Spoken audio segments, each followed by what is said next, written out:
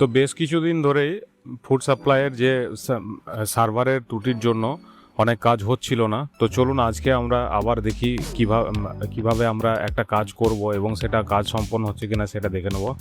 আজকে হচ্ছে 26 তারিখ, 26শে আগস্ট, এবং আজকে আমরা একটা কার্ড ট্রান্সফার করে দেখব যে সত্যি কি এখনও সার্ভার ঠিক হয়েছে কি হয়নি, যে ট্রান্সফার হচ্ছে কি হচ্ছে না। তো sale service for ration card এখানে ক্লিক করব। ক্লিক করার পর চেঞ্জ ইওর এফপিএস, আপনার পরিবারের রেশন দোকান পরিবর্তন করার জন্য আপনি ধরুন ঠিকানা চেঞ্জ করেছেন এবং আপনার রেশনটা যেখানে পেতেন সেখানে তো আর গিয়ে নিয়ে আসা হয় না। তো আপনাকে এর জন্য রেশন ডিলারটাও পরিবর্তন করতে হবে। তো সেটার জন্য যে পদ্ধতি সেটাই আজকে আমরা দেখাবো। চলুন দেখা যাক হচ্ছে কিনা। চেঞ্জ ইওর এফপিএস এখানে ক্লিক করব। ক্লিক করার পর কার্ড নাম্বারটা, আপনার যে কার্ড নাম্বার আছে সেটা এখানে পেস্ট করবেন। এখানে ফ্যামিলি মেম্বারের যে কোনো মেম্বারের কার্ড দিতে পারেন, যে শুধু খেয়াল রাখবেন সেই মেম্বারের আধারে যেন মোবাইল নাম্বার অ্যাড থাকে। তো এখানে আমরা দেখছেন কার্ড নাম্বারটা টাইপ করে দিয়েছি। আপনার 10 সংখ্যার কার্ড নাম্বারটা এখানে টাইপ করবেন, তারপর এখানে ক্যাপচা কোডটা দেখে দেখে টাইপ করবেন এবং সার্চ করবেন।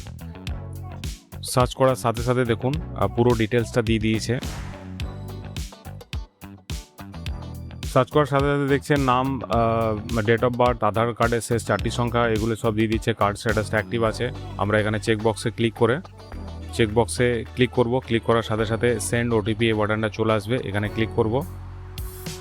দেখুন আপনার আধার এনাবেল যে মোবাইল, আধারের সাথে যুক্ত মোবাইল নাম্বার, সেখানে আপনার একটা ওটিপি চলে গেছে। সেই ওটিপিটা এখানে আমরা টাইপ করব।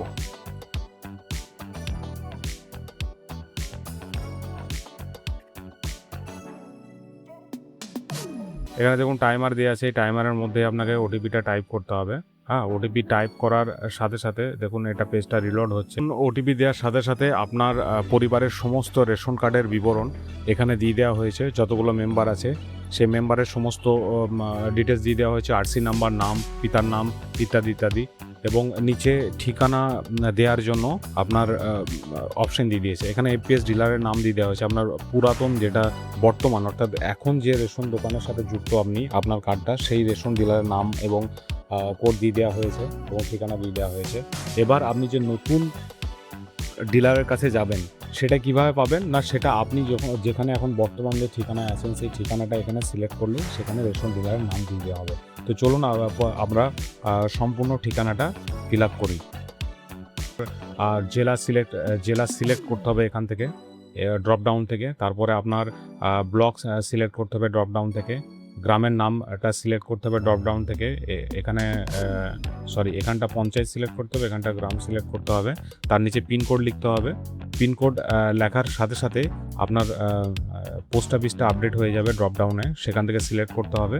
এখানে পোস্ট অফিস ড্রপডাউন সিলেক্ট করবেন এবং এখানটায় আপনার থানা সিলেক্ট করবেন এবং এখানে আপনার ঠিকানাটা লিখবেন। যেহেতু আপনার গ্রামের নাম দিয়ে দিয়েছেন, যদি কোনো পাড়ার নাম থেকে সেটা পাড়ার নাম লিখতে পারেন, অথবা ওয়ার্ডের নাম লিখতে পারেন, অথবা আপনি গ্রামের নামটা এখানে লিখতে পারেন। অনেক সময় আপনার গ্রাম এখানে সিলেক্ট করে যদি না পাওয়া যায়, মৌজার নাম আছে ধরুন, সেই মৌজা সিলেক্ট করবেন এবং এখানে গ্রামের নামটা লিখে দেবেন।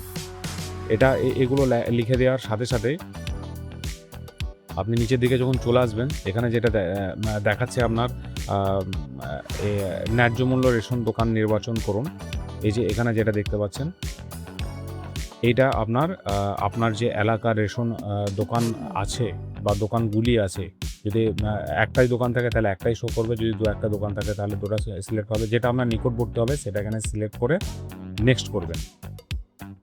তো নেক্সট করার পর আপনাকে যে নতুন এপিএসটা দিয়ে আপনি যে নতুন রেশন দোকানটা নির্বাচন করেছেন সেটার সমস্ত ডিটেলস এখানে দেওয়া হবে। সেটা যদি সঠিক হয় আপনি এখানে একটা চেক বক্সে আছে, এটাতে ক্লিক করবেন। অর্থাৎ আপনি পরিবারের সমস্ত রেশন কার্ড নতুন এপিএসে স্থানান্তরিত করতে চাইছেন, এটাই আপনার কাছ থেকে কনফার্ম করে নেওয়া হচ্ছে। তারপর সাবমিট করবেন।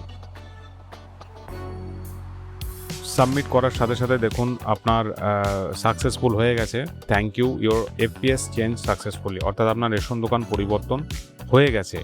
নতুন কার্ড ডাউনলোড করতে চান তাহলে এখানে আপনি আরসি ডাউনলোড, এটাতে ক্লিক করে আপনি ডাউনলোড করে নিতে পারেন। কিভাবে করবেন সেই ভিডিও আমরা এই চ্যানেলে অলরেডি দিয়ে দিয়েছি, সেখান থেকে আপনারা দেখে করে নিতে পারেন বা এই ভিডিওটা দেখতে পারেন। তো এই ছিল আমাদের ভিডিও, দেখা হবে আবার পরের ভিডিওতে। ধন্যবাদ।